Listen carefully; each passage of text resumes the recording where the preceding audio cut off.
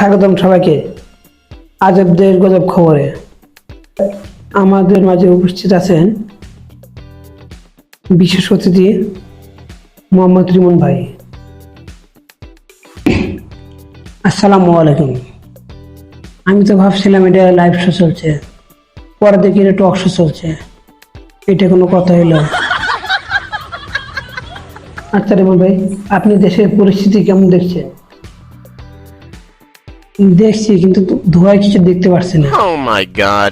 গ্যাসের যে পরিমাণে দাম বাড়ছে, এতে করে সবাই লার্কি দিয়ে রান্না করছে, আর তাই এই লার্কির ধোঁয়ায় পুরো ঘর অন্ধকার, কিছু দেখতে পারছি না। আপনার মতে বাংলাদেশের সবচেয়ে বড় সমস্যা কি? এখন বাংলাদেশের সবচেয়ে বড় সমস্যা হলো আমরা নিচে থেকেও আকাশে ওরা বিমানটিকে দেখতে পাই, কিন্তু আকাশে থাকা বিমানটি কি আমাদের নিচে যারা থাকি তাদের দেখতে পায় না, যার কারণে ওই বিমানটি ঘর বাড়ির ভিতরে ঢুকে দিচ্ছে। এটাই হলো বড় সমস্যা।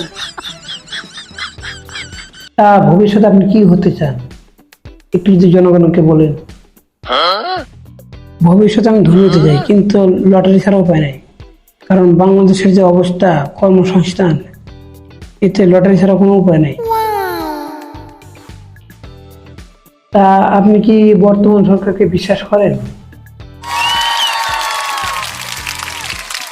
আমরা তো বর্তমান সরকারকে বিশ্বাস করি, কিন্তু মাঝে মাঝে মনে হয় বর্তমান সরকারই আমাদেরকে বিশ্বাস করে না।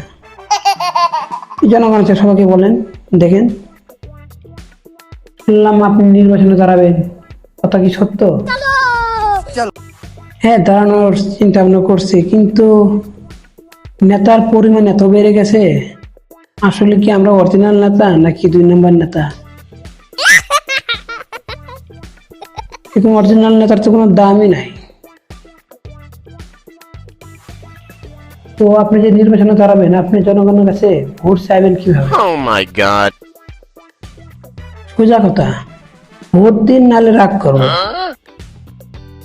ফ্রেন্ড রিকোয়েস্ট ক্যান্সেল করবো, এর থেকে ব্লক করে দেবো, ফ্রেন্ড না আনফ্রেন্ড করে দেবো, ভোট না দিয়ে যাবে কই।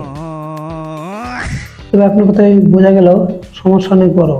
তবে আপনার মতো নেতা যদি বাংলাদেশে থাকে, ওই ভোট হওয়ার আগেই নির্বাচনের ফলাফল বেরিয়ে যাবে যে কে চেয়ারম্যান কিংবা